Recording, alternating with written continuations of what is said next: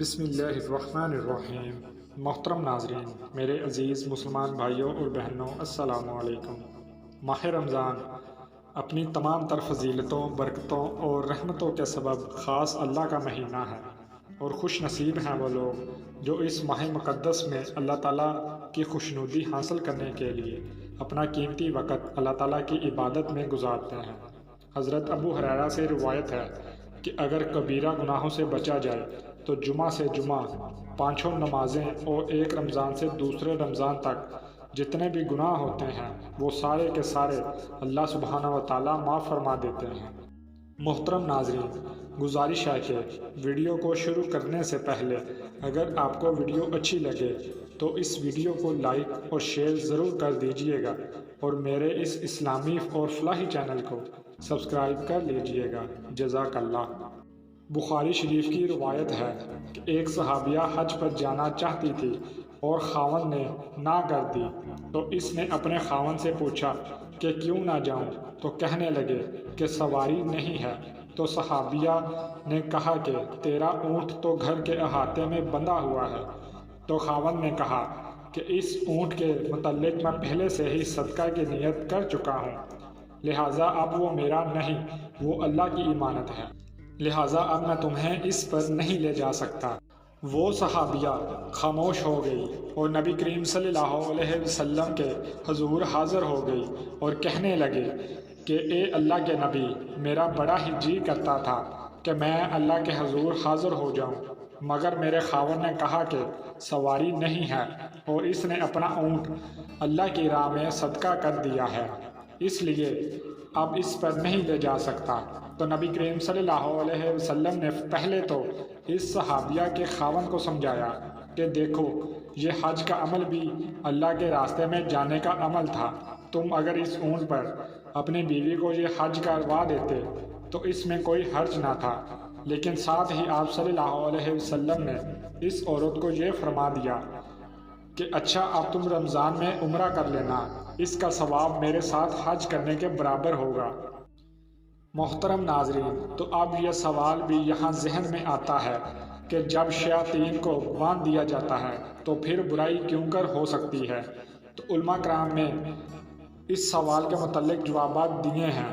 حقیقت کے قریب ترین یہ ہے کہ جب کسی انسان کا نفس سارا سال شیطانی لذتوں اور خواہشات کو جکڑا رہتا ہے تو اس میں اس قدر خباثتیں پیدا ہو چکی ہوتی ہیں کہ بے شک شیاطین قید میں ہوتے ہیں، تو ایسے انسان سے برائی سرزد کروانے کے لیے اس کے نفس کی خباثت ہی کافی ہوتی ہے، لہٰذا وہ انسان تو گناہ پر رخصائی رکھتا ہے، یا پھر برے دوست بھی ہو سکتے ہیں، ان کی وجہ سے بھی انسان رمضان میں بھی نیکی کے کاموں کو نہیں آتا۔ نبی کریم صلی اللہ علیہ وسلم نے فرمایا کہ جس انسان کو رمضان المبارک کے اندر موت آ گئی تو اس کو اللہ تعالیٰ جنت میں داخل فرمائیں گے۔ حضرت عائشہ صدیقہ رضی اللہ عنہ بیان فرماتی ہیں کہ نبی کریم صلی اللہ علیہ وسلم رمضان المبارک کی عبادت میں اتنی محنت فرماتے تھے، رمضان کے علاوہ کسی اور مہینے میں اتنی عبادت کی محنت نہیں فرماتے تھے۔ حضرت سلمان فارسی رضی اللہ عنہ سے روایت ہے کہ نبی کریم صلی اللہ علیہ وسلم نے فرمایا، اے لوگو، تمہارے اوپر ایک بڑا برکت والا مہینہ آ گیا ہے، ایسا مہینہ کہ اس مہینے میں ایک ایسی رات ہے جس رات کی عبادت 1000 مہینوں کی عبادت سے بھی افضل ہے، ایک ایسا مہینہ ہے جس کے روزے کو اللہ رب العزت نے فرض فرمایا اور رات کے قیام کو اللہ نے اپنے قرب کا ذریعہ بنایا۔ جس نے رمضان میں نفل عمل کیا اس کو ایسے اجر ملے گا جیسے اس نے رمضان کے علاوہ فرض عمل کیا، سبحان اللہ۔ اور جس نے رمضان المبارک ایک فرض کا عمل کیا اس کو رمضان المبارک کے علاوہ 70 فرض کے برابر ثواب ملے گا۔ تو اس حدیث مبارکہ سے ثابت ہوا کہ اللہ سبحانہ و تعالیٰ رمضان المبارک میں انسان کے اعمال کا اجر 70 گنا بڑھا دیتے ہیں۔ چنانچہ نبی کریم صلی اللہ علیہ وسلم نے ارشاد فرمایا کہ یہ صبر کا مہینہ ہے اور صبر کا بدلہ جنت ہے۔ اس مہینے کے پہلے 10 دن رحمت، جنت، اور درمیان کے 10 دن مغفرت کے اور آخر کے 10 دن آگ سے آزادی کے ہیں۔ لہٰذا نبی کریم صلی اللہ علیہ وسلم نے ارشاد فرمایا کہ اس مہینہ میں 4 اعمال زیادہ کرو، جن میں 2 عمل تو ایسے ہیں کہ جن سے تم اپنے رب کو راضی کرو، جبکہ 2 اعمال ایسے ہیں کہ ان کے سوا کوئی چارہ ہی نہیں ہے۔ لہٰذا وہ 2 باتیں جن کے ذریعے تم اپنے رب کو راضی کرو، اللہ کی وحدانیت کا اقرار زیادہ کرنا اور توبہ اور استغفار زیادہ کرنا، جبکہ دوسری 2 چیزیں یہ ہیں کہ اللہ تعالیٰ سے جنت مانگیں اور جہنم سے پناہ مانگیں۔ محترم ناظرین کرام، نبی کریم صلی اللہ علیہ وسلم کی احادیث مبارکہ سے یہ 4 کام ثابت ہیں کہ جن کے رمضان المبارک کے بابرکت مہینے میں کثرت کرنی چاہیے۔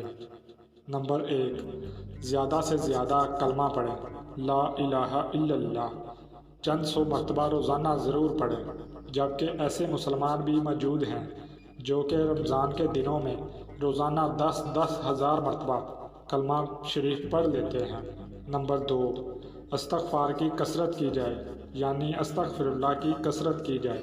نمبر 3، اللہ سبحانہ و تعالیٰ سے جنت کے طلبگار ہوں۔ نمبر 4، جہنم سے آزادی کے لیے خوب دعائیں کی جائیں۔ ناظرین، آخری 2 کام ایسے ہیں کہ جن کے بغیر تو ہمارا گزارا ہی نہیں۔ نہ صرف رمضان المبارک میں بلکہ باقی ایام میں بھی ان 2 باتوں کی دعا کثرت سے کرنی چاہیے۔ اللہ سبحانہ و تعالیٰ سے دعا اور التجا ہے کہ ہمیں رمضان المبارک کا صحیح طریقے سے ادب و احترام کرنے، عبادت کی کثرت کرنے اور خوب نیکیاں حاصل کرنے کی طاقت اور توفیق عطا فرمائے۔ اور محترم ناظرین، آپ سے درخواست ہے کہ اگر آپ کو میری یہ آج کی ویڈیو پسند آئے تو اس ویڈیو کو لائک اور شیئر ضرور کیجیے گا اور میرے اسلامی چینل کو سبسکرائب ضرور کر لیجیے۔ جزاک اللہ۔